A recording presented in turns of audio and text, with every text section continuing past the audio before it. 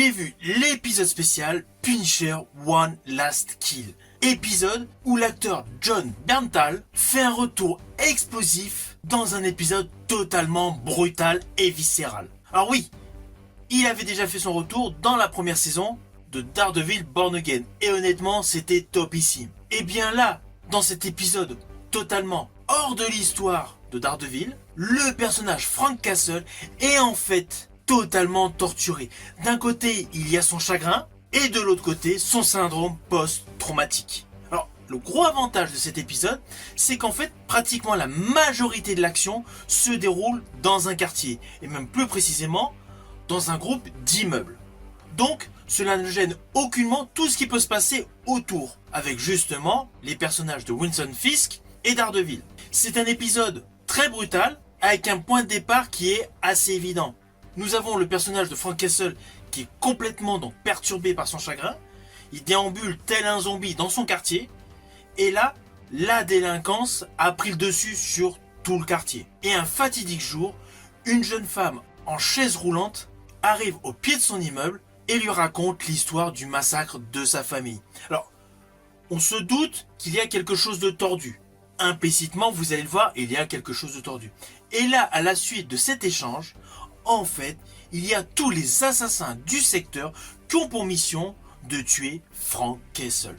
Du coup, toute l'histoire après se base essentiellement sur de l'action mélangée à un esprit torturé.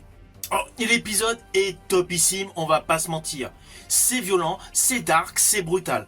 Mais il y a tout le côté mélancolique et nostalgique. Le personnage Frank Castle a en vision ses anciens frères d'armes, tout comme ses amis. Sans oublier naturellement sa petite famille.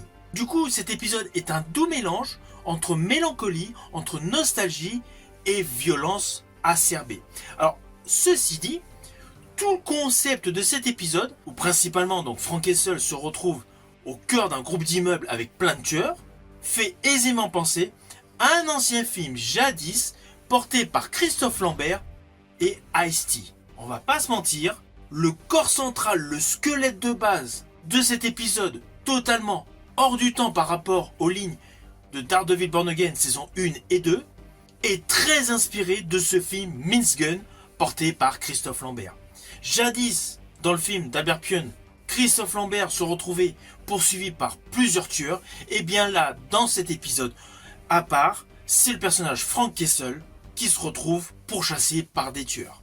Alors même si ce concept de base est totalement repris du film Jadis avec Christophe Lambert, j'ai totalement kiffé. Le film est vraiment sombre, violent et très musclé. Limite, il y a quelques séquences qui sont gore.